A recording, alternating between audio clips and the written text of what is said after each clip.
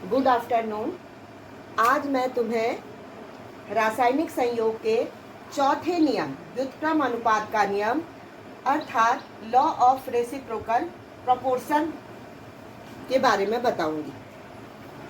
तो ये नियम क्या है? इस नियम का प्रतिपादन जर्मन वैज्ञानिक रिचर ने सन 1792 ईस्वी में किया था और इस नियम के अनुसार जब दो तत्व अलग अलग किसी तीसरे तत्व के निश्चित द्रव्यमान से संयोग करते हैं तो उनके द्रव्यमानों में वही अनुपात अथवा उसका एक पूर्णांक गुणक अनुपात होता है। तो इस नियम के अनुसार जब दो तत्व, आप दो तत्व ले लीजिए, वो दो तत्व किसी तीसरे तत्व के निश्चित द्रव्यमान से संयोग करते हैं। जो तीसरा तत्व है उसका निश्चित द्रव्यमान है, ये ध्यान में रखिए। तो उनके द्रव्यमानों में, जो ये तीन तत्व हैं, इनके द्रव्यमानों में वही अनुपात अथवा उसका एक पूर्णांक गुणक अनुपात होता है। तो इसको हम किस प्रकार से समझाएंगे? हम तीन तत्व लेंगे। पहला तत्व है आपके पास H, दूसरा तत्व है आपके पास S और एक तत्व आपके पास है O। ये तीन तत्व हैं आपके पास। तो इन तीन तत्वों को आपने इस नियम को समझने के लिए लिया है। तो यहाँ पर हम देखते हैं कि जब हाइड्रोजन और ऑक्सीजन आपस में संयोग करते हैं तो ये H2O बनाते हैं और ऑक्सीजन और सल्फर आपस में संयोग करते हैं तो ये SO2 बनाते हैं। और जब हाइड्रोजन और सल्फर आपस में संयोग करते हैं तो ये हाइड्रोजन सल्फाइड नाम की गैस बनाते हैं। पहले में देखिए आप H2O पानी बनता है, दूसरे में सल्फर डाइऑक्साइड और तीसरे में H2S हाइड्रोजन सल्फाइड। तो तीन तत्व लिए हमने, हाइड्रोजन, ऑक्सीजन और सल्फर। तो यहाँ पर हाइड्रोजन का जो परमाणु भार है, परमाणु भार, हाइड्रोजन का परमाणु भार है 1 और सल्फर का परमाणु भार है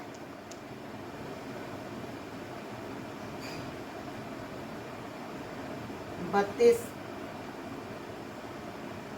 और ऑक्सीजन का परमाणु भार है यहाँ पर 16।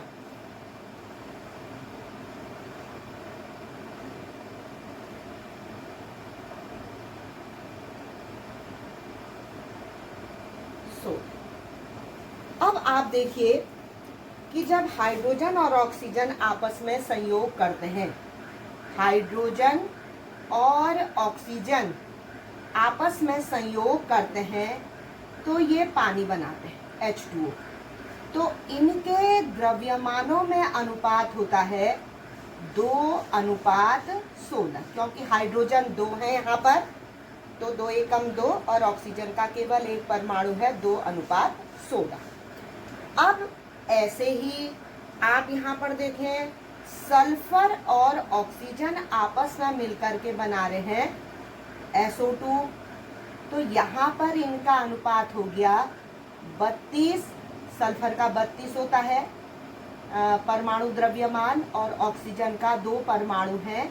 तो ये हो गया है आपका यहाँ पर, ये जो आपका 2 परमाणु है तो 16 दूना 32, तो ये हो गया 32:32। अब आप इसको क्या करोगे? इसको ऊपर वाले को, जहाँ पानी बना है, इसको 2 दूना 4, 2 से गुणा कर दोगे और 16 दूना 32 और यहाँ पर इसमें जो अनुपात आएगा ये आएगा 32:32। अब आप देख रहे हैं यहाँ पर ऑक्सीजन की मात्रा निश्चित है। ये जो ऑक्सीजन है इसमें, इसकी मात्रा निश्चित है, 32 भाग हैं इसके, और SO2 में भी इसके 32 भाग हैं। अब आप जब देखोगे कि हाइड्रोजन और सल्फर आपस में संयोग करेंगे तो ये H2S बनाएंगे। तो इनके भारों में जो अनुपात होगा वो होगा 2:32। ये हो गया 2:32। तो यहाँ पर ये हमने जब पहले दो तत्वों का आपस में निकाला हमने, उन्होंने कौन से यौगिक बनाए, H2O बना और SO2 बना। और यहाँ पर हाइड्रोजन और सल्फर ने आपस में H2S बनाया। तो यहाँ अब पहले वाले में देखिए आप, अब इन दो को देखेंगे आप, दो अनुपात जो हमने निकाले इसको देखेंगे। तो इसमें देख रहे हैं आप कि ये जो है ऑक्सीजन की मात्रा ये निश्चित है। तो अब हम क्या करेंगे, हाइड्रोजन और जो सल्फर तत्व है उसके बीच में जो अनुपात हो गया वो है 4:32। तो अर्थात ये हो गया 4 एकम 4, 4 अट्ठा 32। और ऐसे ही जो हाइड्रोजन ने सल्फर के साथ मिलकर के H2S बनाया, तो उनके बीच में भी जो अनुपात है वो अनुपात निकल करके आया 2:32। अर्थात ये आया 2 एकम 2 और 2 एकम 2, 2 छक्का 12। तो आप देख रहे हैं, इसको आप समीकरण नंबर 1 बना लीजिए और इसको बना लीजिए आप समीकरण नंबर 2। तो आप देख रहे हैं यहाँ पर ये 1:8 है। तो 1:8 अनुपात 1:16 में जो अनुपात है वो क्या है कि वो हो गया आपका अनुपात 2:1। तो हमने सिद्ध कर दिया कि जब दो तत्व अलग अलग, ये दो तत्व अलग अलग किसी तीसरे तत्व के हाइड्रोजन और सल्फर का अनुपात, और दूसरे में जब हाइड्रोजन और सल्फर ने H2S बनाया तो उसमें भी जो अनुपात आया 4:32। तो 4:32 अर्थात 1:8, और इन दोनों का अनुपात भी 2:32 अर्थात 1:16। तो ये 1/8 ठीक दुगना है 1/16 के।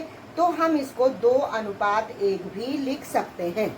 तो इससे यह सिद्ध हुआ कि जब दो तत्व अलग अलग किसी तीसरे तत्व के निश्चित द्रव्यमान से संयोग करते हैं तो उनके द्रव्यमानों में वही अनुपात अथवा उसका एक पूर्णांक गुणक अनुपात होता है।